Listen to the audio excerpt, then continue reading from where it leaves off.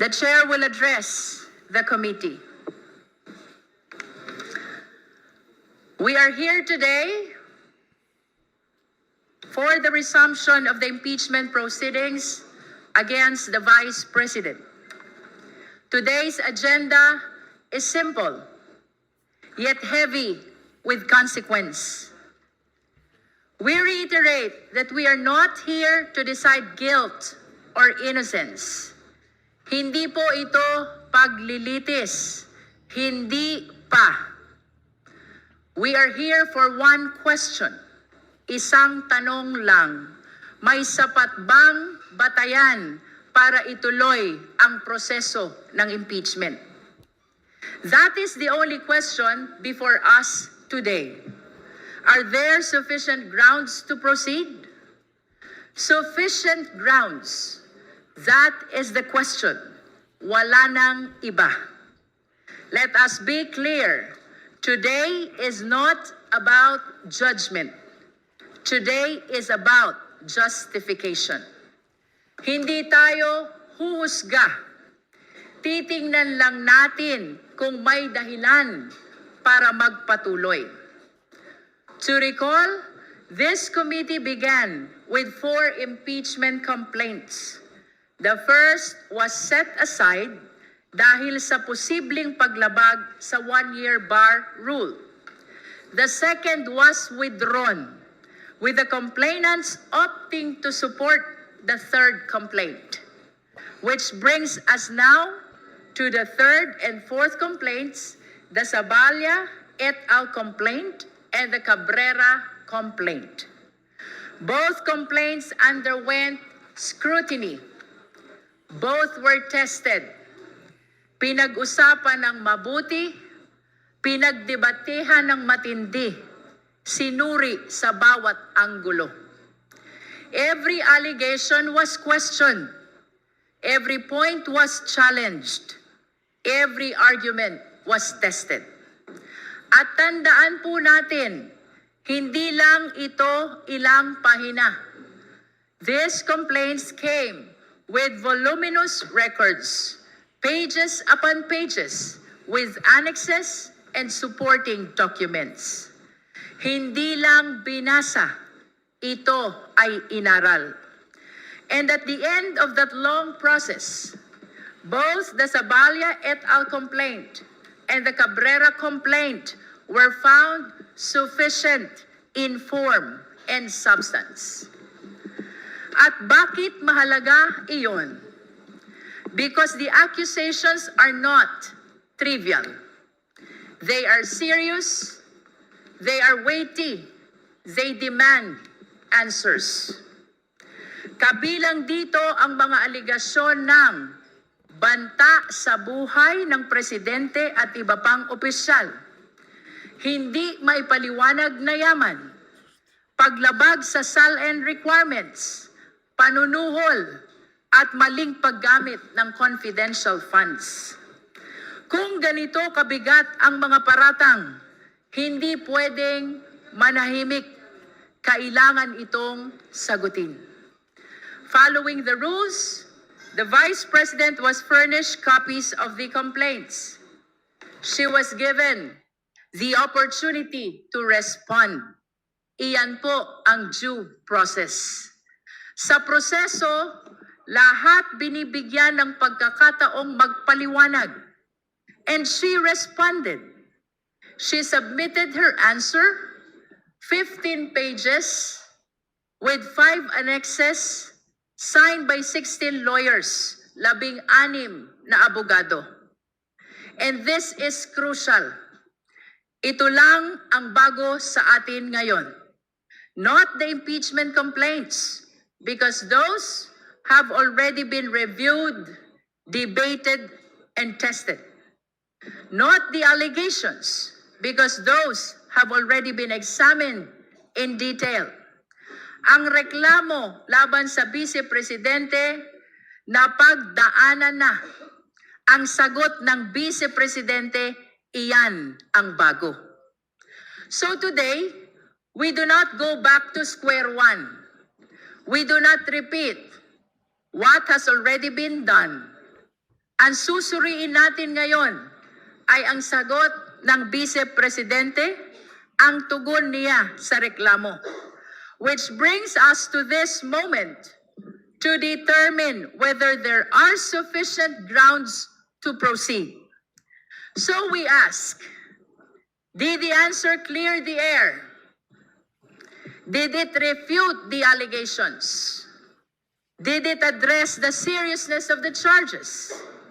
Because remember, when the accusations are heavy, the answer must be heavier. At ito ang sentro ng ating pag-uusapan ngayon. Hindi na ang reklamo, na pag-usapan na natin yan. Ang sentro ngayon ay ang sagot. Kung mabigat ang paratang, dapat matibay ang paliwanag. So we focus, esteemed colleagues, on the answer, on its clarity, on its sufficiency. At higit sa lahat, kung ito ba ay diretsyong sumagot sa mga paratang, not evasion, not generalities, kundi malinaw at direktang pagsagot sa bawat aligasyon.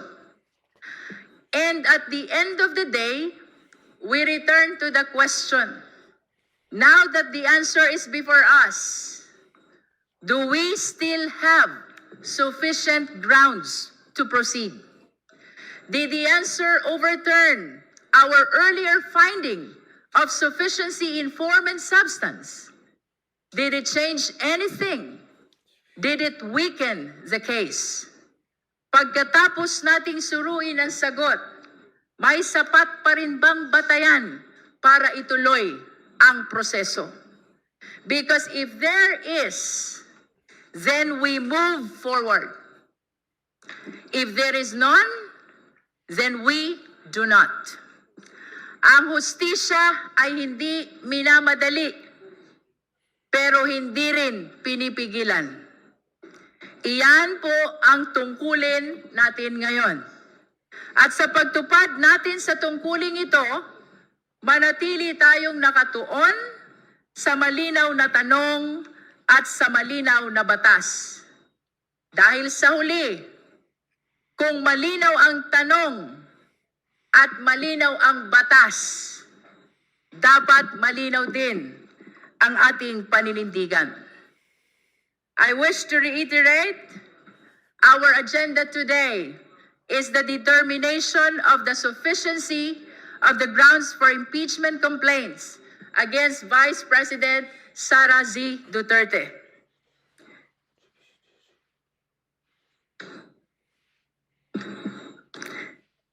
In this regard, the committee notes the appearance ad cautelam and consolidated verified answer ad cautelam filed by the respondent, which was received by the committee on March 9, 2026, 4:25 p.m. That is for electronic. And on March 16, 2026, and for electronic filing at 4:30 p.m. The committee further notes the manifestation of waiver to file reply submitted by complainants Reverend Father Joel Sabalia et al. And complainant Attorney Nathaniel Cabrera. The same were received on March 17, 2026, and on March 18, 2026.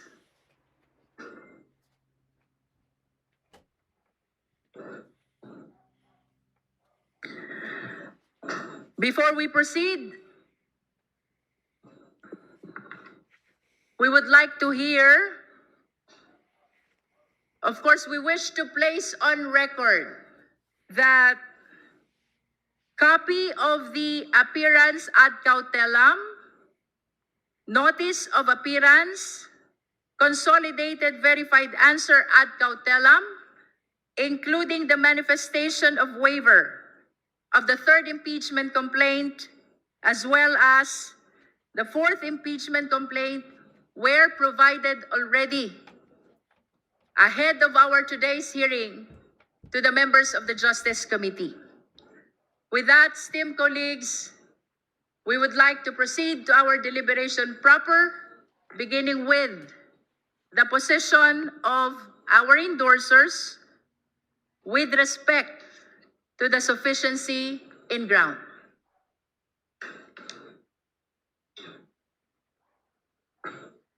May we call first the endorser of the third impeachment complaint, the Zabalya et al. Impeachment complaint. Thank you, Madam Chair. And before that, this representation as the endorser of the third or Zabalya et al. Complaint wishes to confirm that indeed the complainants filed a manifestation of waiver to file their reply. And it's because after a careful study of the consolidated verified answer ad cautelam, complainants in the Zabalya et al. Impeachment complaint are of the position and concurred in by this representation that the same failed to controvert the material allegations in the complaint. The consolidated verified answer does not specifically address the allegations raised in the complaint. We also note that the answer still harps on the issue of sufficiency in substance, when that very issue has been earlier or already settled by the positive declaration of an overwhelming majority of this committee. The rest of the points raised in the answer evince a confusion between ultimate facts and evidentiary facts.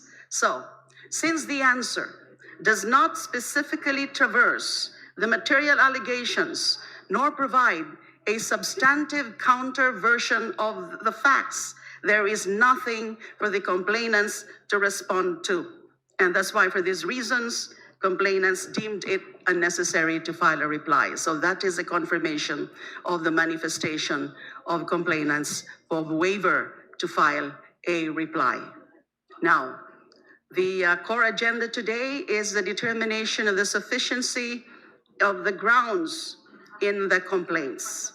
Now, we all know, I just have to read what is reflected or stated in the complaint itself about the 6 grounds. Ground number 1, VP Duterte committed culpable violation of the Constitution and betrayed the public trust by committing plunder and all malversation, graft and corruption and other high crimes in amassing and converting the amount of not less than 500 million pesos from the confidential funds allocated to the Office of the Vice President for the years 2022 and 2023. Ground number 2, VP Duterte committed culpable violation of the Constitution and betrayed the public trust by committing plunder and or malversation, graft and corruption, and other high crimes in amassing and converting the amount of not less than 112,500,000 pesos from the confidential funds allocated to the Department of Education for the year 2023. Ground number 3, VP Duterte committed culpable violation of the Constitution and betrayed public trust by corrupting and bribing officials of the Department of Education. Ground number 4, VP Duterte committed culpable violation of the Constitution, betrayed public trust, and committed high crimes in contracting to murder or assassinate the President, the First Lady, and the former Speaker of the House. Ground number 5, VP Duterte committed culpable violation of the Constitution and betrayed public trust in amassing unexplained wealth and failing to disclose all of her properties and interests in properties in her SALN in violation of Section 17, Article 11 of the Constitution. And the last ground, ground number 6, VP Duterte committed culpable violation of the Constitution and betrayed the public trust in committing acts of political destabilization and the high crimes of sedition and insurrection. We will please all note that there are 5 constitutional general grounds alleged in the complaint. culpable violation of the Constitution, graft and corruption, bribery, other high crimes, and betrayal of public trust.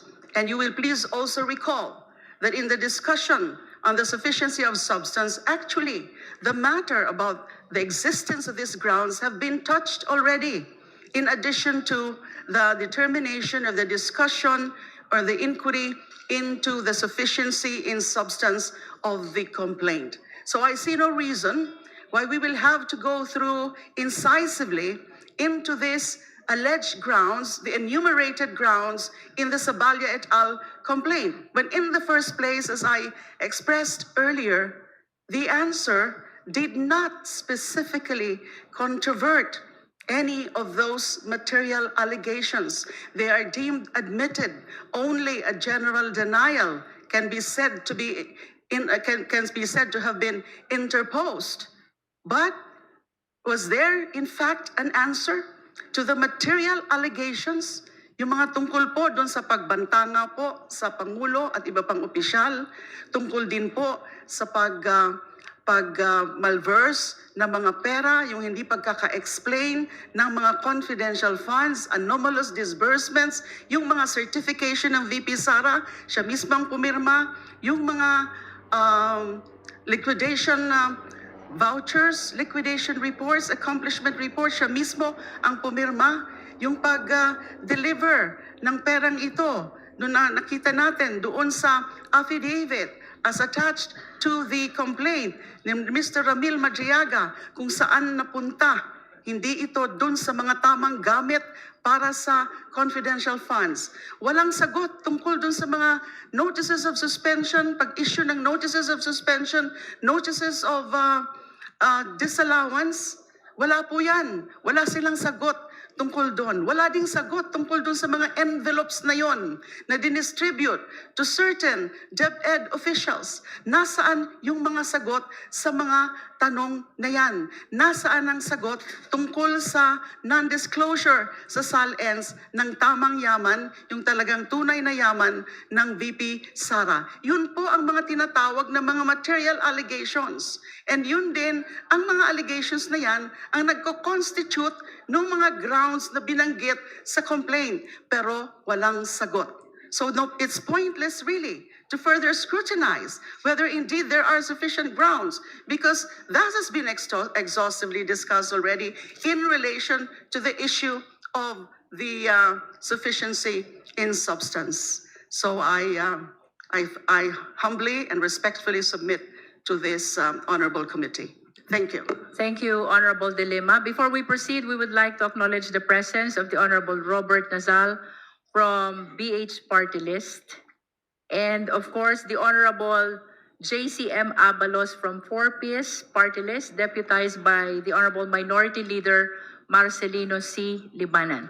The committee takes note of the endorser's confirmation of the manifestation of waiver to file a reply of the complainant. But may I know, Honorable De Lima, if there are complainants present today to further confirm the manifestation of the waiver of the filing of reply? Madam Chair.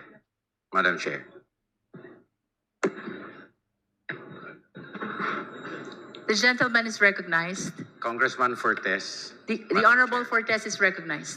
Yeah, Madam Chair, just a point of inquiry.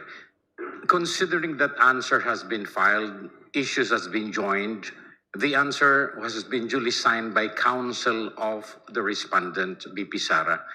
Does the rule of the impeachment under the House allow the respondent to be represented at this point of time of the proceedings by their respective counsel? Reading from the rule, Honorable Fortes, the proceeding before the Justice Committee is for the Justice members only. If indeed the participation of lawyers of the parties are allowed, the same are limited to assisting their respective clients. Thank you for that clarification, Madam Chair. But in the same way that the Chair is inquiring as to the presence of the complainants who would confirm the waiver will BP Sara, if she so decides, appear before these proceedings at this point in time, in the same way that complainants will be allowed to The confirm?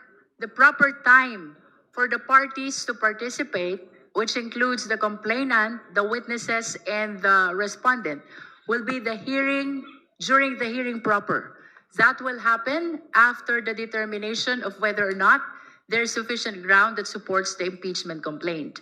The only reason why we are asking the endorser if there are complainants who are present is because it is provided under the rules that they may file a reply in a period of 3 days from receipt of the answer.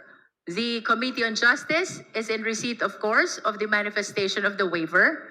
But since the confirmation was done by the endorser, we will be able to substantiate it more or perhaps confirm it more if there are complainant or perhaps lawyer who can further attest to the manifestation of the waiver of filing of reply. Thank you very much, Mr. Chair. I raised that inquiry if only to put on record that this committee is fully compliant with the due process requirement as mandated by the rules. Thank you very much. Honorable Portes. Honorable De Lima. In response to the query of the Honorable Chair, Madam Chair, as to the presence of the complainants, there are no complainants at today's hearing, at today's proceedings, but they have executed an SPA, Special Power of Attorney, in favor of the law firm of Sapayan, Lim, Alvarez, and Ligutan, or the Saligal Law, and attorney Amando Virgil Ligutan, and or any of the attorneys or lawyers. And attorney Amando Virgil Ligutan is present today to confirm that indeed an SPA was executed in his favor as representative, not really counsel, but representative of the complainants of the Sabalia et al. Complaint. We value the confirmation of the Honorable De Lima, but for purposes of the record, we would like to take advantage of the presence of the lawyers. So may we call one of the lawyers of the complainant? COMSEC, kindly administer the oath for the confirmation of the manifestation of waiver of the filing of reply. Kindly approach the microphone, Attorney Ligutan.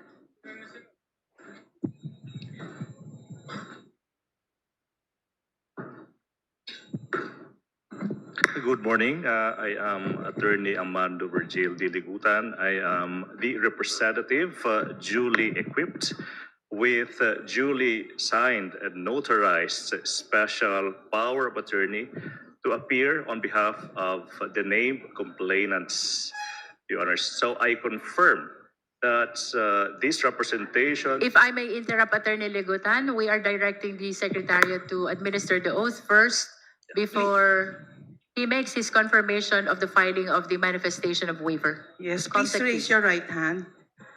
Do you swear to tell the truth, the whole truth, and nothing but the truth before this committee? I do. You may now proceed, Attorney Ligutan. All right. So, good morning, Madam Chair. On behalf of the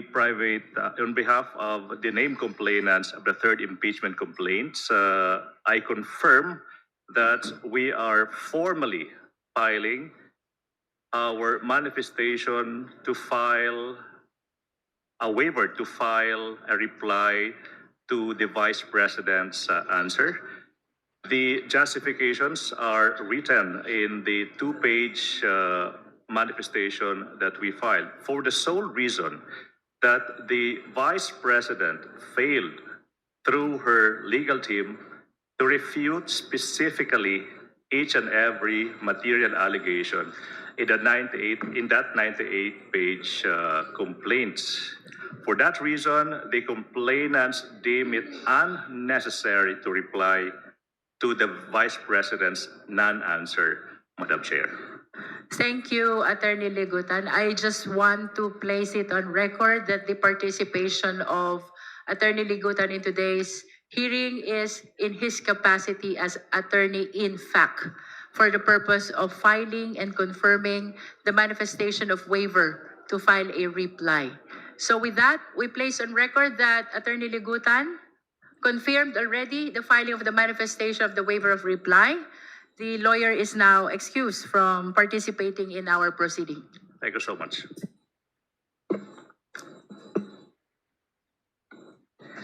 We've heard the position of the endorser of Sabalia et al. Complaint as to the sufficiency in ground of the third impeachment complaint.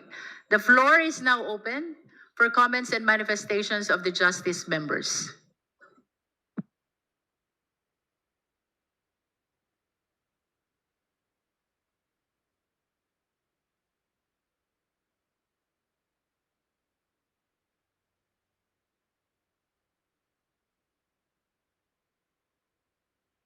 Madam Chair.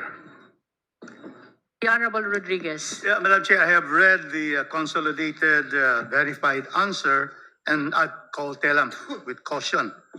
And certainly I would express my disappointment with the legal team of the Vice President, who has 16 lawyers who have signed this particular answer.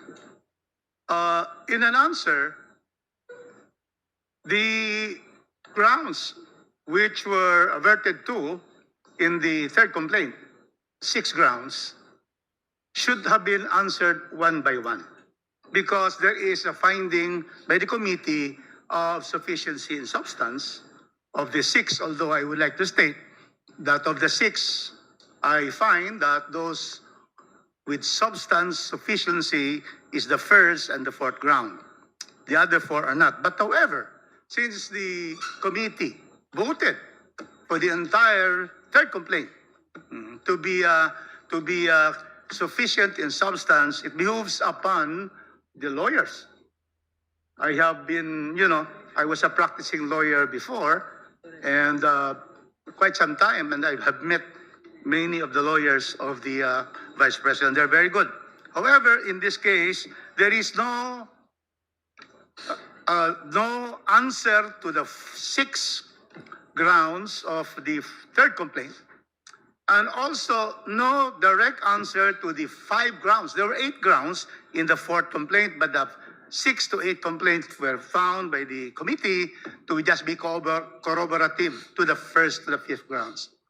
In the fourth complaint, I find that the first 2 has sufficiency in substance, that 3 do not.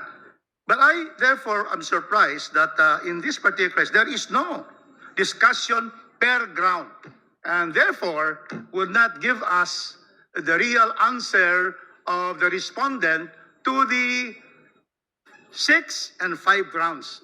6 in the third complaint, 5 in the fourth complaint. However, Mr. Chair, reading this, there is indeed, I'm only interested in the answer on the 125 million confidential funds in 2022 of the Vice President. And there is an answer. This is paragraph 24. This is page 5 of the answer, consolidated answer.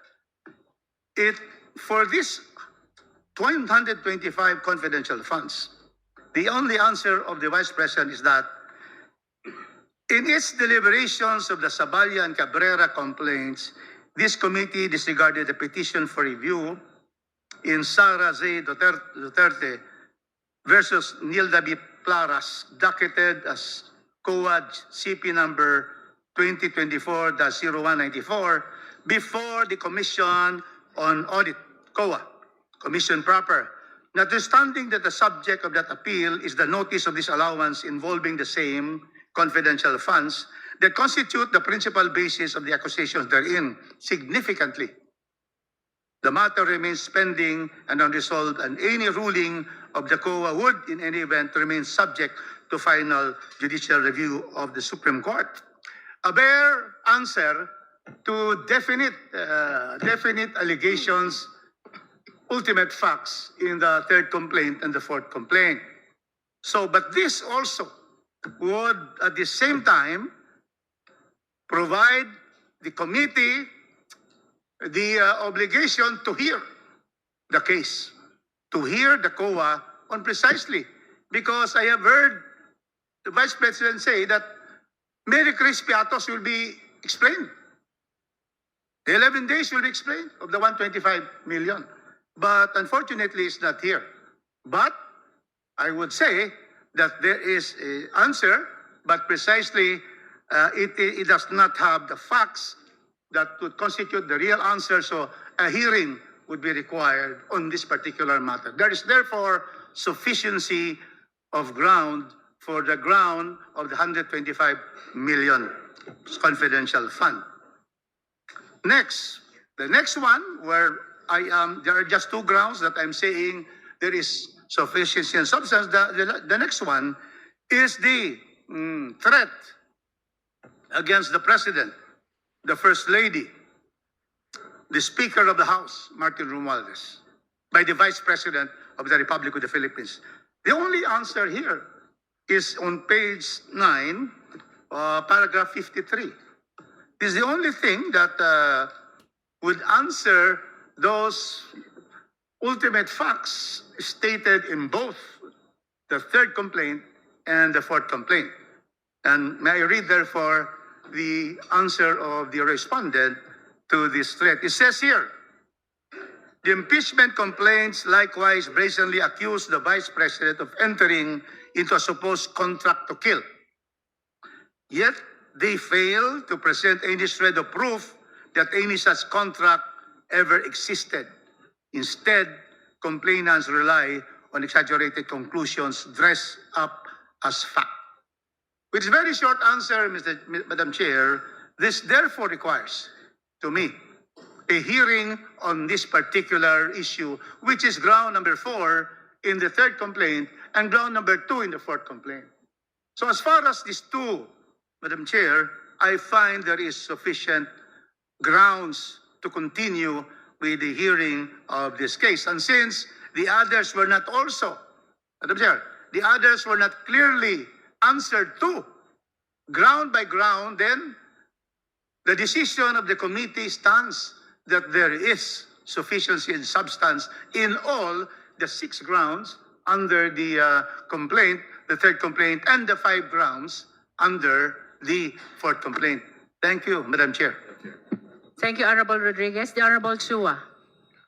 Thank you, Madam Chair. Madam Chair, I would just like to give my observation with respect to the consolidated verified answer ad cautelam of the respondent, the Honorable Vice President. Madam Chair, this is, the title itself is likewise similar to the previous answer that they filed during the 19th Congress. It was also a verified answer ad cautelam. So meaning to say, they are now questioning the jurisdiction of this committee without rebutting or answering the accusation point by point. Madam Chair, I understand that we have already decided about the jurisdiction. Therefore, I will no longer lay down the premise with respect to this. Now, it is also quite interesting, Madam Chair, and from the reading of paragraph 1, it appears that this consolidated verified answer is somehow or similar to a motion to dismiss. Because if I may read, Madam Chair, what is written under paragraph 1, it provides that, and I quote, no different from the 2025 articles of impeachment filed against respondent before the Senate and declared void ab initio by the Supreme Court in Duterte versus House of Representatives, this impeachment complaint must be dismissed. Under our rules, Madam Chair, this is a prohibited pleading, Madam Chair. So, aside from that, Madam Chair, in addition to what the Honorable Rufus Rodriguez had said, if we will read the verified answer, this is we will arrive into a conclusion that this is a general denial. Now, under the, Madam Chair, it is well settled principle that under the rules of court, that a denial is not specific simply because it is so qualified by the defendant. A general denial does not become specific by the use of the word specifically. Paragraph 4 of BP Duterte's consolidated verified answer ad cautelam is, in substance, precisely of such nature. More so, nothing in the said answer controverts the allegation raised in the Sabala complaint. And therefore, all allegations, Madam Chair, in the complaint stand as they were never rebutted. And therefore, Madam Chair, I believe that because of this, we need to conduct a hearing. Thank you, Madam Chair. Again, for the guidance of the justice members, we are not moving backward.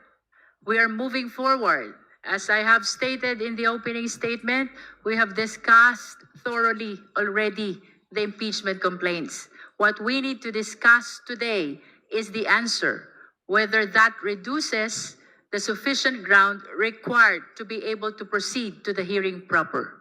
The Honorable Ilago is recognized. Yes, maraming salamat, Madam Chair. At tungkol lang sa usapin ng due process, hindi po ang standards ng mga members ng committee ang tinitignan kung na-violate ba talaga ang due process, kundi ang pagsunod sa rules of procedure ng kapulungan na ito pagdating sa impeachment proceedings. At malinaw sa rules of procedure, pagdating sa impeachment proceedings ng kapulungan na ito, may mga private citizens na nag-file ng verified impeachment complaint at ito ay na-endorso ng members ng House of Representatives. Nasama rin sa order of business, nagkaroon ng referral sa House Committee on Justice. Sa proceedings mismo, nagkaroon ng determination kung sufficient ba in form and in substance ang bawat impeachment complaint. Nailatag din ang jurisdiction ng committee at si VP Sara naman po ay isang impeachable officer at may ultimate facts na tumutukoy sa grounds na nailahad ng mga complaints. Nakita rin ng mayorya ng members ng Committee on Justice na hindi sufficient in substance ang mga complaints. Ngayon, nabigyan na nga ng pagkakataon si VP Sara Duterte na mag-file ng kanyang reply, ngunit hindi naman niya na-address ang mga grounds doon sa mga nasabing impeachment complaint. Ayan. Kaya, Madam Chair, hayaan nyo na lang na bahagi ko rin sa kapulungan na ito na tayo po ay consistent doon sa sinabi natin na sufficient po in substance yung mga impeachment complaint, ay naniniwala din po tayo na sufficient pagdating sa grounds ito pong third impeachment complaint at sapat po ang batayan para magpatuloy sa hearing ang impeachment complaint laban kay Vice Presidente Sara Duterte. Sa ilalim nga po ng ating konstitusyon, maaaring tanggalin sa pwesto sa pamamagitan ng impeachment ang Presidente, Vice Presidente, Mahistrado ng Supreme Court, members ng Constitutional Commissions at Ombudsman dahil sa culpable violation of the Constitution, treason, bribery, graft and corruption, other high crimes o betrayal of public trust. At ayaw ko na nga po sanang ulitin, no? Dahil po sinabi ng ating Madam Chair na hindi tayo babalik dun sa mga napag-usapan na at napag-desisyon na ng mayoryang ng kapulungan na ito. Ngunit talaga naman pong hindi matatawaran yung bigat ng mga accusation hinggil sa maling paggamit ng 500 million pesos sa confidential funds sa ilalim ng OVP at 112.5 million pesos sa ilalim ng DepEd. Higit po na nakakabahala yung paggamit din ng mga peking pangalan at dokumento upang pagtakpan ang korupsyon sa OVP at DepEd. At ang pondong ito ay mula sa kaban ng bayan at mula sa buwis ng bawat Pilipino. Ngunit ginamit ng VP ayon sa kanyang kagustuhan sa tabing ng pagiging confidential nito umano. No? Kaya po, hindi talaga patatawaran yung bigat ng accusations na ito. At nakakabahala rin po yung accusation sa pag-hire ng assassin para pumatay. Sa mga maliliit po na tao nakukulong agad no sa pagnanakaw ng delata para lang makakain o may pagpatay agad sa mga ordinaryong mamamayan kapag po naaakusahan na sangkot sa gera kontra droga. Pero bakit po sa pangalawa na pinakamataas natin na opisyal sa pamahalaan ay wala pang pananagutan. Ayan. Kaya po sa pangkabuuan, malakas po talaga ang basis para magpatuloy sa impeachment proceedings na ito at matuloy-tuloy po natin ang landas tungo sa pananagutan. Maraming salamat, Madam Chair. Thank you, Honorable Ilago. Any other member who wish to manifest on the sufficiency in ground of the third impeachment complaint, that is Father Saballa et al. Impeachment complaint? The chair wishes to state for the record that with the waiver of filing of reply of the complainants of the third and fourth impeachment complaint, the complaints and answer are deemed submitted for the purpose of determination of sufficiency in ground. Since the complainants waived already the filing of the reply, we have no reason to anticipate the filing of a rejoinder. It therefore means that the answer of the respondent is the last responsive pleading, which will be included in our consideration in the determination of sufficiency in ground. Any other member who wishes to manifest on the third complaint? Madam Chair. Madam Chair. The Honorable Ko. Thank you, Madam Chair. Madam Chair, gaya po ng ibang mga miyembro ng ating Committee on Justice, ako rin po ay gustong magpahayag ng dismaya no, sa naging developments ng sagot ni VP Sara Duterte. Sa ideal, no, meron pong 2 impeachment complaints na kinakaharap si VP Sara.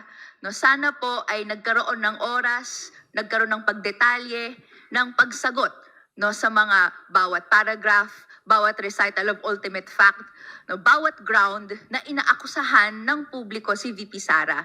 Sana po naging oportunidad ito para namnamin no, ng House Committee on Justice, yung mga miyembro nito, yung iba't ibang posibleng depensa ni VP Sara Duterte. Yun nga po yung ating mga pinoint out doon sa discussions of sufficiency of substance and form. Hindi ito ang panahon para dito. Kailangan nating bigyan si VP Sara Duterte mismo no, ng kanyang pagkakataon or opportunity to defend herself according to due process. Nalatag po ng ating kinatawan sa Gabriela no, ng kababaihan na we went over and above, no? Dinetalye yung steps by which this due process is provided to the Vice President. And unfortunately, ang pagtingin ng representasyon na ito, she squandered that opportunity. No? Sa simpleng pagbigay ng kanyang response ad cautelam, no, na sinasabi lang niya na ito'y sagot, pero no waiver of all other remedies, pero kung iisa-isahin natin yung kanyang naging content doon sa kanyang answer, they are non-answers.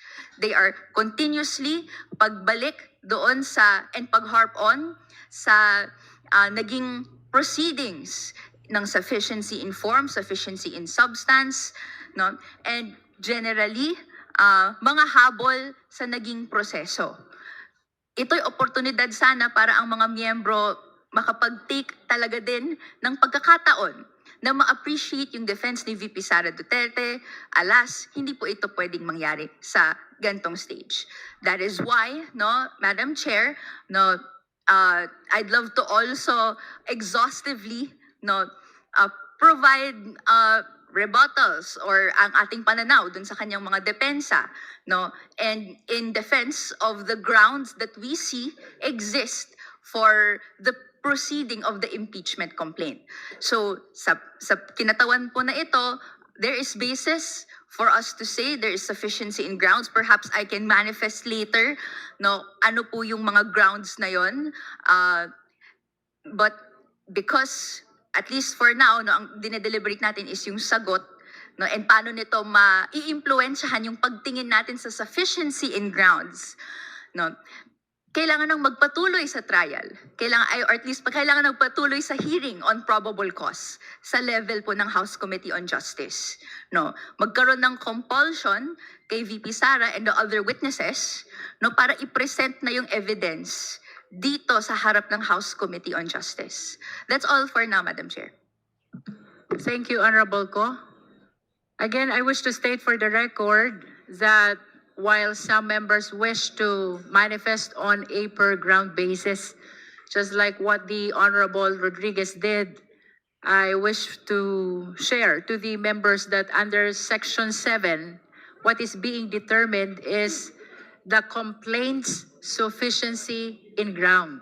In other words, we will be later on voting on the sufficiency in ground of the entire impeachment complaint and not per ground. Nevertheless, the committee welcomes the manifestation on specific ground if that is the desire of the justice members.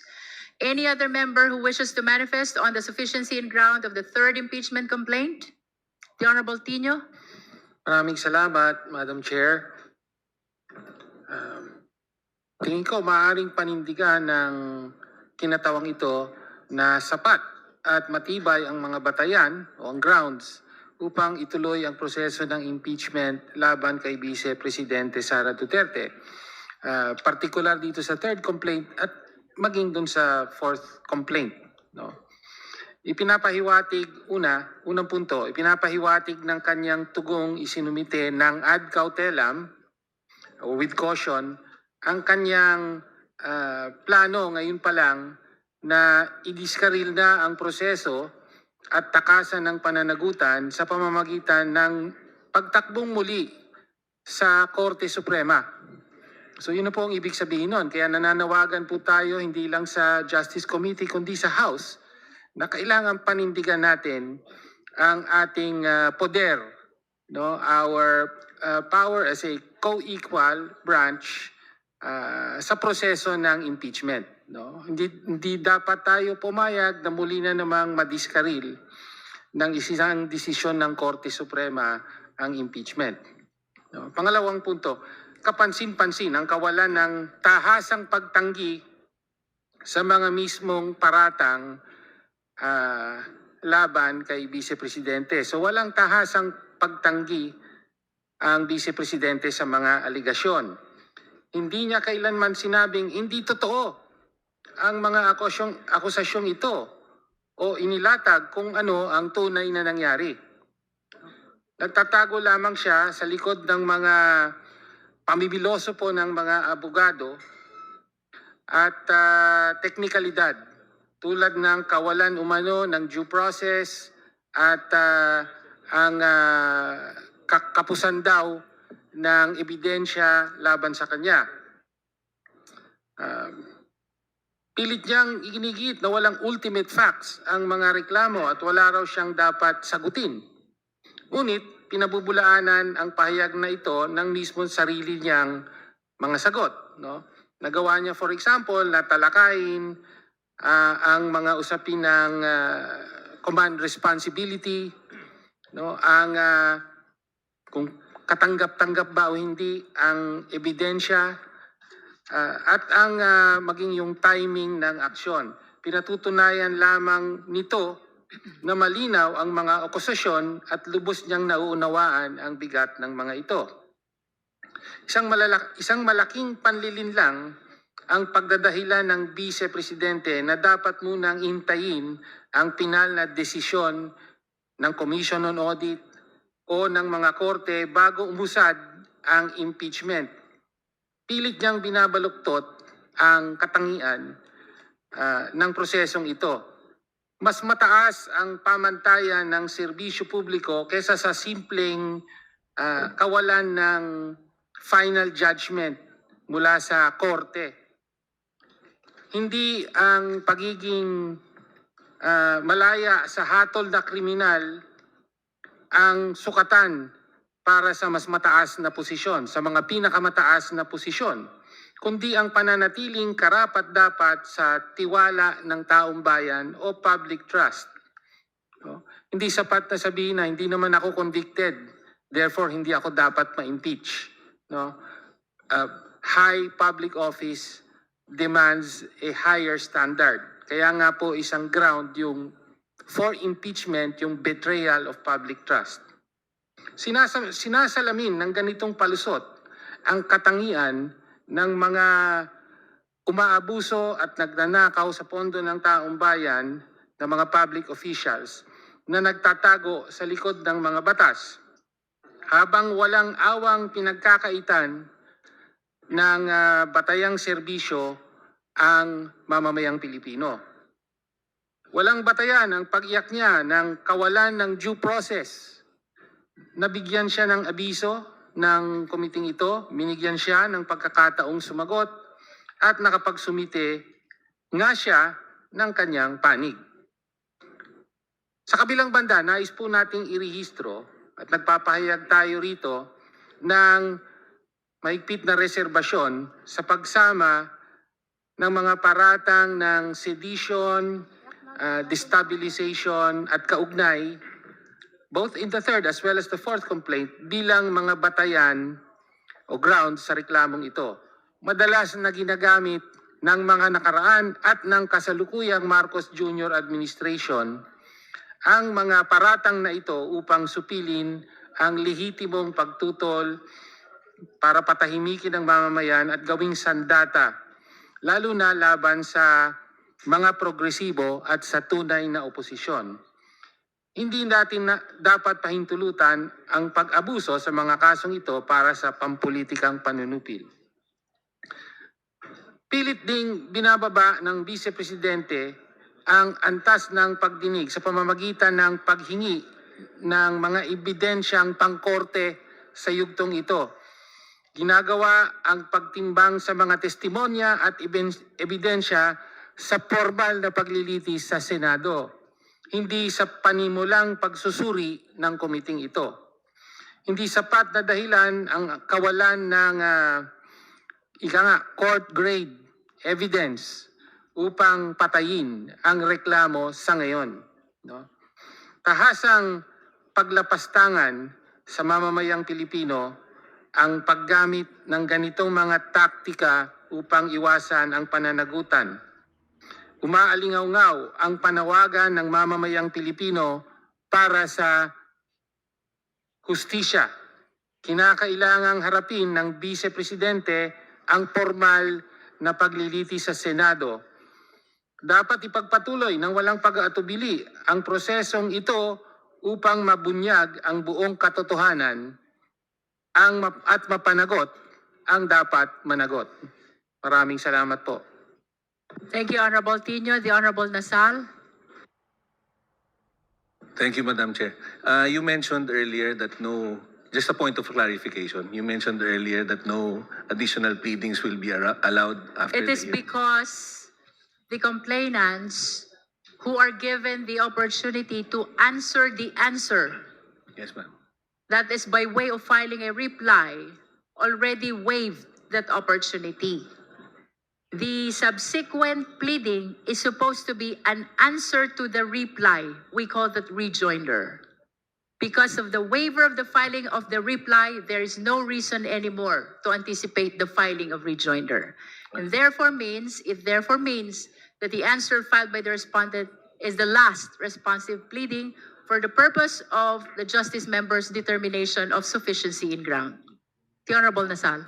Yes, ma'am. But after that, ma'am, notwithstanding, pwede pa rin po silang mag-submit ng... Definitely that will happen during the hearing proper. Yeah, okay. For the guidance of the members, the proceeding before the Justice Committee may be summarized into 5 steps. The first step is the determination of sufficiency in form. We are done already with that. Second step is the determination of sufficiency in substance. We are done already with that. Our third step is the filing of responsive pleadings. That includes the answer, the reply, and the rejoinder if there's no waiver of the filing of reply. These pleadings will be used for the purpose of the determination of sufficiency in ground. The next is the fourth step. That is the hearing proper. notwithstanding the failure of the answer of the respondent to address the specific allegations of offenses and grounds, the respondent can still Submitted. present their evidence during the hearing proper. Thank you very much, ma'am. To complete the steps after the fourth step, when we are done with the presentation of all the evidence and witnesses of both the complainant and the respondent, we proceed to step 5. That is the determination of probable cause, where the justice members will vote by the majority of all the members. This time, this is not a simple majority. This is majority of all the members, which means it includes even those who are not attending the committee hearing.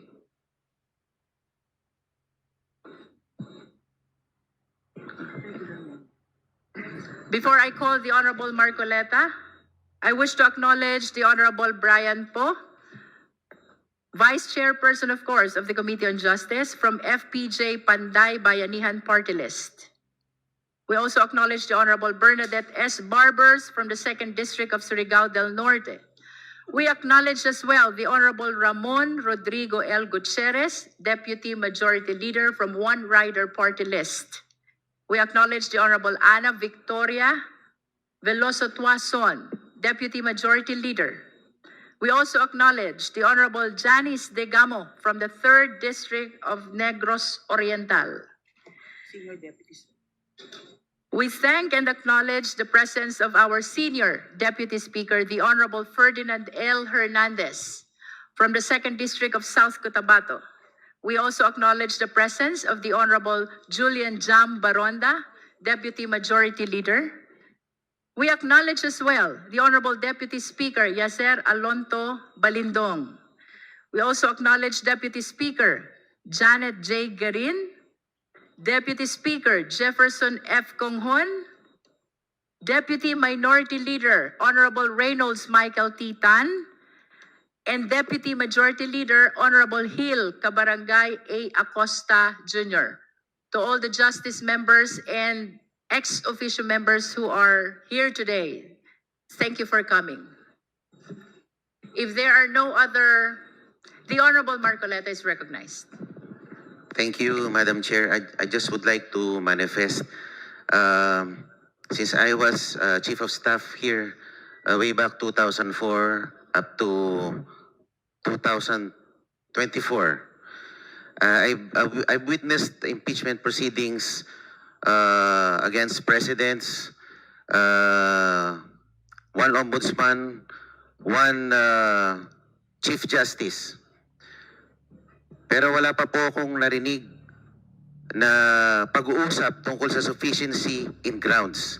Ang naririnig ko lang lagi, sufficiency in form and substance. Ngayon ko lang po yata narinig itong bago na rule na ito, sufficiency in grounds. Could you please clarify me For on the this? satisfaction of the Honorable Marcoleta, please allow the Chair to read Section 7 of the Rules of Impeachment of the House of Representatives adopted by the 20th Congress of the Philippines. Section 7, Submission of Evidence and Memoranda.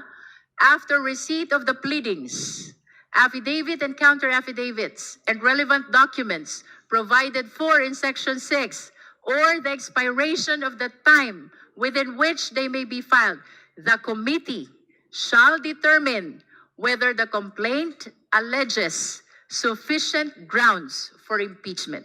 That is for the satisfaction of the Honorable Marcoleta. May I know, Madam Chair, when the rules were promulgated? This not has furnished a been the copy. rules of impeachment of the 19th Congress, which the 20th Congress adopted. So it's not new. Hindi po siya bago. This nga- has been part of the previous rules, which were used during the past impeachment processes. Opo, kasi bago lang po sa akin yung sufficiency in grounds. Hindi ko po narinig yan sa mga dating proceedings. Yun lang po. Salamat po.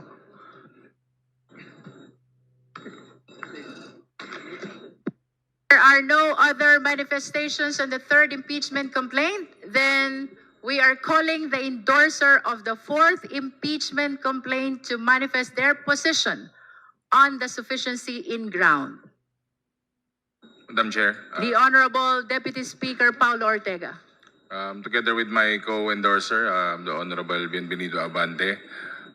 Batay naman po sa ating manifestation at waiver po na pinadala. Nakikita naman po natin na wala pong direktang mga sagot at puro general allegations, general po na denials lang po yung sagot at kahit anumang kasunod dito o dagdag ay magkukos lang po ng further delay. So I submit, Madam Chair. Thank you. We've heard the position of the endorser of Cabrera et al. Complaint. The floor is now open for manifestation of the justice members on the sufficiency in ground of the fourth impeachment complaint. Madam Chair, The Honorable Ridon. na-deliberate na po previously yung ilan po sa mga punto on due process and yung pong kawalan po ng ultimate facts, supposedly. Yan po yung posisyon ng answer ad cautelam ng atin pong pangalawang Pangulo. Hindi ko na po yun uulitin dahil clearly no due process violations had been done against the Vice President. This is precisely her opportunity through this answer to undertake all of these due process mechanisms. Pero she did not avail of it and had in fact submitted what we deem as a non-answer. So yun po yung una on due process. Secondly, on ultimate facts, yung pong mga kasama natin kanina, binanggit na ho nila na hindi ho totoo na wala pong pagbanggit ng ultimate facts on confidential funds, on the death threats against the President, the First Lady, and the former House Speaker. Yung po usapin ng salin, all of the documentation, all of the evidence had been submitted by the two complaints. At ito po yung mga papatunayan in each and every step of the proceeding. So hindi po ito totoo na wala pong ultimate facts. But as a final point, Madam Chair, gusto kong banggitin yung binabanggit nilang double standard ng komite sa papatupad ng atin pong rules on the President's impeachment and on the Vice President's impeachment. Hindi po totoo na meron pong double standard dito. Kasi wala akong pwedeng paghahambing on how the committee had undertaken both impeachment proceedings. Kasi sa una't una, in the President's impeachment, ano ho ba yung laman nung po mga submissions doon po sa impeachment complaint ng particular po ng mga binasurang complaints? Una, karamihan po doon mga news articles lang po yung binabanggit po nila. Pangalawa, meron po doon binabanggit na ebidensya, unauthenticated video document.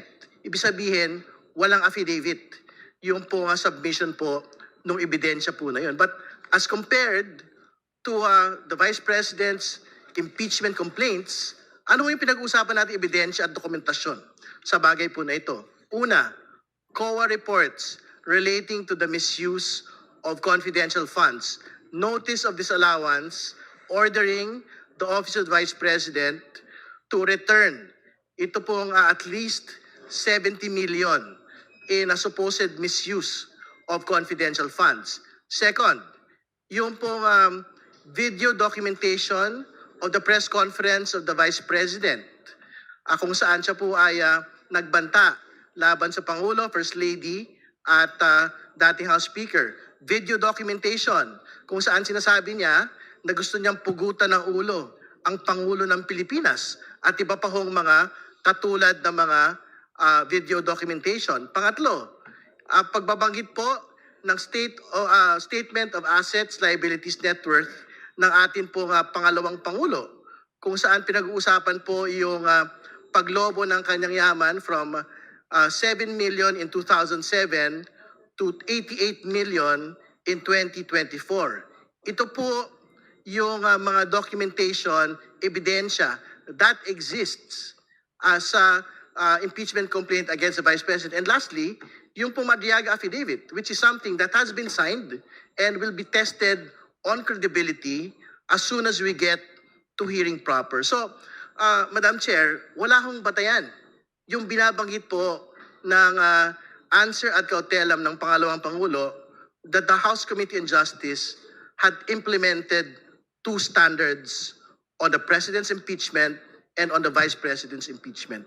Malinaw po yung standard dito. The standard is based on our rules, on our constitutional mandate, and on the principle of due process and fairness. No? So, tingin ko, the committee should proceed with the determination of sufficiency and grounds, and we have to be able to vote on it today, Madam Chair, and move forward. Maraming salamat po. Thank you. Any other member who wish to manifest on the fourth impeachment complaint? The Honorable Marcoleta. Madam Chair, also, again, a manifestation for clarification with the indulgence of the Chair. Akin pong hinihiling ang clarification ng komite kaugnay ng aplikasyon ng Section 7 ng ating rules on impeachment, partikular kung kailan eksaktong nagtatransition ng komite mula sa determinasyon of sufficiency and grounds patungo sa conduct of hearings at reception of evidence. Sa malinaw na basa ng Section 7, matapos ang submission ng pleadings, affidavits at relevant documents sa ilalim ng Section 6 o matapos ang lapse ng period, ang tungkulin ng komite ay tukuyin muna kung may sufficient grounds for impeachment. Kung wala, dapat i-dismiss. Kung meron, saka pa lamang magko-conduct ng hearing kung saan papasok ang examination, cross-examination at compulsory processes. Kaya nais ko lamang malinawan, Madam Chair, kung ang mga tinatalakay at tinatanggap na materyales at references sa puntong ito ay para na ba sa determination of sufficiency and grounds o tayo ba ay de facto na nasa hearing stage na dapat ay nangyayari lamang pagkatapos ng ganong determinasyon. Ang paglilinaw na ito ay mahalaga upang matiyak na ang ating proseso ay nananatiling tapat sa ating sariling rules at upang maiwasan ng anumang persepsyon na ang komite ay lumalampas o naghahalo ng mga yugto ng proceedings na malino na pinaghiwalay ng ating rules on impeachment. Maraming salamat po, Madam Chair. To reiterate, Honorable Marcoleta, the Chair has been stating that we are on the third step. That is the determination of sufficiency in ground. So all these proceedings are towards determining whether or not sufficient ground exists to be able to proceed to this impeachment proceeding. It is only after the declaration of whether or not there is sufficient ground that we may be able to proceed to hearing proper. During the hearing proper, both the complainant and the respondent will be given opportunity to present their witnesses and their evidence. Madam, di po dapat we should have determined the sufficiency in ground before we voted for sufficiency in form and substance. Kasi we already voted for that. I wish to direct the Honorable Marcoleta to the rules of impeachment, Secretariat. Perhaps we need to provide him a copy of the rules. Again, the proceeding before the Justice Committee, Honorable Marcoleta, is summarized into 5. And you can confirm this from the rules of impeachment adopted by the 20th Congress. 1 is form, 2 is substance, 3 is ground, 4th is hearing proper, and 5th is the determination of probable cause. After that, we go to the plenary. Kindly look into the copy of the rules of impeachment, because everything that I am saying is strictly consistent with the provision of the rules. I will go check, Madam Chair. Thank you. Madam Chair, I encourage all members, even non-members, no, na sana po basahin po natin yung rules para hindi po tayo nalilito at nang sa ganun po ay maiwasan po natin yung mga tanong na maliwanag naman po sa ating rules, na nakasaad sa rules. Maraming salamat po, Madam Chair. Madam Chair. Madam Chair. The Honorable Ko. Thank you, Madam Chair. Similarly, gaya po ng ating manifestation sa third impeachment complaint, no, paano ba nai-impluwensyahan ng answer or ng sagot ni VP Sara Duterte itong fourth impeachment complaint? hindi natin masabi dahil wala nga pong sagot na naibigay. No? Pero for the purposes din of the public, no, nakalagay po nga sa rules na merong pong requirement that the committee finds sufficiency in grounds. No? Ano po ba tong mga grounds na maaari nating ilatag at desisyonan, no, para mag-move forward to the next step of the impeachment proceedings sa House Committee on Justice. No? Sa Constitution po, may 6 na grounds, no, na nakalagay. Nandiyan po yung tinatawag nating, may 6 na grounds. No? It is this representation forwarding na sa 6 na nakalagay sa Constitution, VP Sara Duterte is guilty of 5. Mabigat po yun. No? Out of the 6, may 5 batayan to say that guilty po siya. No? Gusto ko lang pong pasadahan, no, bilang appreciation of the body. Una, gaya po ng isinaad natin sa reklamong inendorso ng Makabayan, itinaksil ni VP Sara ang tiwala ng publiko. She betrayed public trust sa pag-abuso niya ng pondo sa mamamayan, sa pangongontrata niya na pumatay, at sa pagsisinungaling niya sa hindi tamang pagdeklara ng kanyang ari-arian sa Statement of Assets and Liabilities o SALN. Para lang pong himayin pa konti, ang pera ng taong bayan na dapat natatamasang benepisyo ng mamamayan ay hindi ginamit ng tama o naiulat man ng maayos ang paggamit nito. May opportunity po sana si VP Sara Duterte to rebut that, but unfortunately in the answer, we don't see it. Hindi lang naman po ito usapin, no, sa kung paano niya na-handle yung confidential and intelligence funds ng Office of the Vice President. Damay din ang pondo ng Department of Education na supposedly nagagamit para sa benepisyo ng kabataan, pero unfortunately ito po ay nagamit para sa katiwalian. Lahat po tayo nagbabayad ng buwis. Paano natin mapagkakatiwalaan na nagagamit ng maayos ang kaban ng bayan kung ang Vice-Presidente ng Pilipinas ay kung saan-saan ginagamit ang perang hiningi niya? Nilabag niya ang tiwala natin na dapat maayos na paggasta ng pera ng bayan. Meron din po na articulation of grounds saying na yung kanyang death threats, no joke, no joke, ito po ay bahagi ng pwedeng sufficient ground for the continuation of the impeachment proceedings. In this representation's opinion, ang kanyang ding pangongontrata ng pagpatay ng sino man, Pangulo man iyan o ordinaryong mamamayan, ay paglabag din sa tiwala ng publiko. Tatak Duterte talaga, like father, like daughter. Pagpapatuloy ng culture of impunity, kung saan tahasang maaari na lang pwedeng sabihin at aaktuhan, no, yung gantong klaseng threat to life, no, to Filipino citizens. Ikalawa, ano pa po yung mga ibang mga grounds as provided in the Constitution? Culpable violation of the Constitution.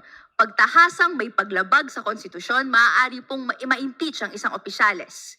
At para sa atin, no, may responsibilidad si VP Sara Duterte, mga public officials, na magsabi ng totoo sa kanyang SALN, no, sa kanyang mga iba't ibang summons sa pagdepensa ng spending, but nonetheless, VP Sara Duterte did not do so.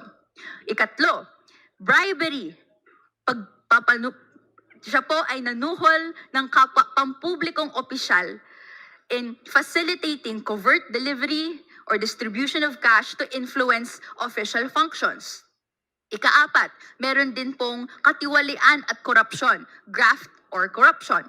She caused undue injury to the government by giving unwarranted benefits through irregular disbursements.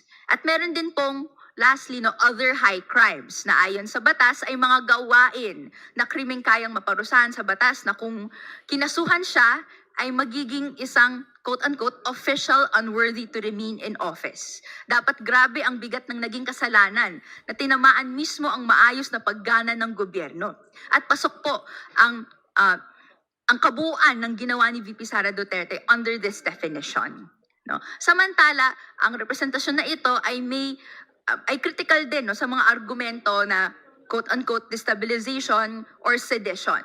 May arguments na nag-articulate na ang kanyang mga naging salita or ang pagpunta sa peace rally even ay nag-constitute nito. No, sa bahagi po ng representasyon na ito, nakita natin na ginagamit din to against ordinary citizens, against ordinary Filipinos. And we'd like to advise everyone na mag-caution sa paggamit nito, lalo na ito ay paraan para mag-express din ng grievances ang mga mamamayan. Nonetheless po, sa paglatag po natin, Madam Chair, ng mga grounds under the Constitution, anong acts napasok doon po sa kanyang grounds, this representation submits that there are sufficient grounds for VP Sara Duterte's impeachment proceedings to continue. Thank you, Madam Chair. Madam Chairman, Thank you, Honorable Ko. may I be recognized? The Honorable Nonoy Defensor. Thank you, Madam Chair. Enough has been said this morning, and it bears stressing that part of the due process is to conduct a hearing so that the respondent could also present her evidence formally. And it is also worth stressing that part of due process is expediting an impeachment proceeding. Dapat po mabilis ang isang impeachment process kasi kung walang kasalanan si Vice President Sara Duterte, dapat ma-dismiss na ito at hindi na siya maaabala at makabalik na tayo sa ating trabaho. At dapat mapabilis din dahil kung may kasalanan ang isang respondent, ay dapat mapatrial na ito para madesisyonan ng Senado kung manatili man siya o matanggal sa pwesto. Therefore, Madam Chairman, may I encourage the members of this committee that we proceed with the next step of the chairman in our agenda so we can fruitfully end this day, and whether or not we proceed with the conduct of a hearing, we will determine it as soon as possible. Thank you. Honorable Defensor, would you like to move that we proceed to voting? Madam Chair, I move that we decide to declare the third impeachment complaint as having sufficient grounds to conduct a hearing. Is there any second? Second. Second, Madam Chair. Is there any objection? Madam Chair. Hearing none. Madam Chair. Are you objecting, Honorable I Rodriguez? am bringing out Section 7. Section 7 precisely provides for determination of sufficiency of grounds, not complaint. While sufficiency in complaint in substance and form, we have to go one by one. I will read now Section 7 because we have to vote on the grounds.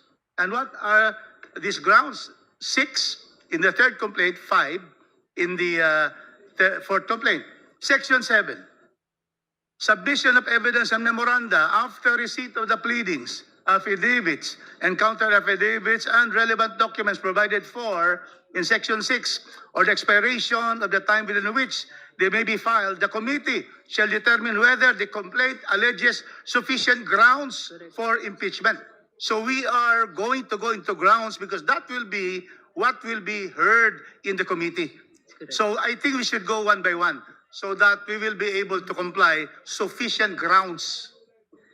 So I move... Honorable Rodriguez, I encourage that we revisit the wordings of Section 7 because contrary to the opinion of the Honorable Rodriguez, what is being declared as sufficient or insufficient in ground is the complaint and not the grounds alleged in per complaint. Going back to this provision, it says the committee shall determine whether the complaint, it is the complaint, which is the subject matter of the declaration of the sufficiency in ground, whether the complaint alleges sufficient grounds for impeachment. Earlier, the chair manifested that the committee is welcoming the manifestation per ground. But indeed, if we go back to the provision of the rules, the declaration has to be on the entire impeachment complaint. Madam Chairman, may The I... Honorable Defensor, may I- there is a pending motion. May I reiterate or amend my motion? I move to declare that the third impeachment complaint has sufficient ground or grounds to conduct a hearing by this committee. There is an amended motion to declare the third impeachment complaint, the Zabalia et al. Impeachment complaint, sufficient in grounds. Do I hear a second? Second, Madam Chair. Is there any objection? Hearing none, the motion is approved. The chair declares the third impeachment complaint sufficient in ground. Madam Chair, The Honorable Deputy Speaker Janet Garin. I move to declare and approve the sufficiency of grounds for impeachment of the fourth impeachment complaint, the Cabrera complaint.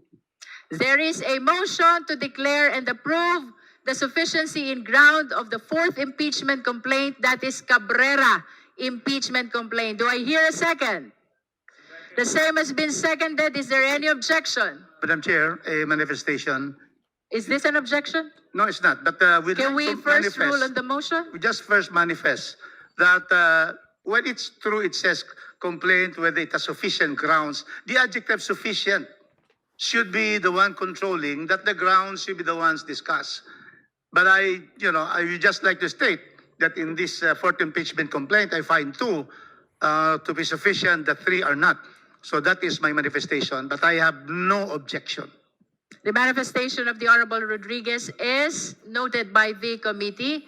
Hearing no objection, the chair approves the motion. The fourth impeachment complaint is declared sufficient in grounds. At this point, honorable members of the Justice Committee, we declare the conclusion of step 3. We declare the conclusion of the determination of sufficiency in grounds. Now, we proceed to step 4. That is the hearing proper.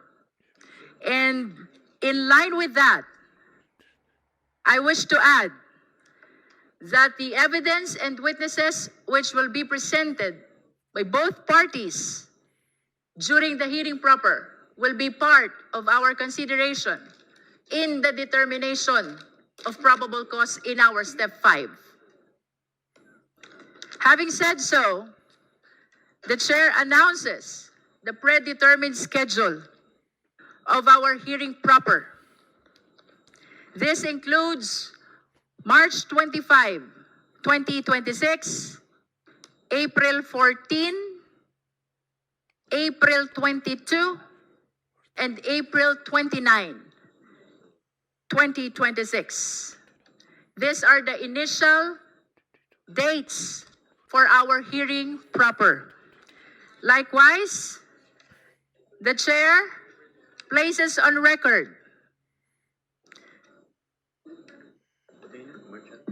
that the committee is in receipt of the approved resolution authorizing, the title of which, authorizing the House Committee on Justice to implement Section 8 of the Rules of Procedure in impeachment proceedings relating to the protection of complainants and witnesses, and further authorizing the committee to continue the conduct of impeachment proceedings and the exercise of ancillary powers during the recess of the House of Representatives from March 21, 2026 to May 3, 2026. This is the authority that was given by the plenary, the House of Representatives, to the Justice Committee to be able to conduct hearing during our break. That explains the predetermined schedule for our hearing proper. In addition, the chair places on record the committee's receipt on March 5, 2026 of the letter of the Honorable Chel Jokno. This is a request for issuance of subpoena duces tecum of pertinent documents. We likewise place on record the receipt on March 17, 2026 of a petition for transfer of custody of witness Ramil Madriaga. Likewise, this is from the Honorable Jose Manuel Tadeo Chel Jokno. The request for issuance of subpoena and the petition for transfer of custody will be acted upon by the committee on the initial stage of our hearing proper on March 25, 2026. Nonetheless, we are directing the committee secretariat to provide copy of the request and the petition to all the justice members. We likewise direct the requesting party, Honorable Chel Jokno, to furnish the respondent copy of the request for issuance of subpoena and copy of petition for transfer of custody. Would you like to manifest? Yes, Honorable Madam Chair. Jokno. We will comply with the instructions of the Honorable Chair. At the same time, just for clarification, may I just state that the petition that I filed is for adequate protection under Section 8 of the Rules of Impeachment, which, depending on the discretion of the committee, may perhaps include a transfer of custody. The Thank you. chair stands corrected. Kindly reflect the correction that was manifested by the Honorable Jokno. If there are no other matters which the member wish to raise, the chair is ready to hear the necessary motion. Madam Chair, move to adjourn. There's a motion to adjourn. The same has been seconded. There is no objection. Kindly amend the motion. Motion to suspend. Motion to suspend, Madam Chair. There is an amended motion to suspend. Any second? The same has been seconded. Is there any objection? Hearing none, our hearing is suspended until March 25, 2026 at 10 o'clock in the morning. Hearing is suspended.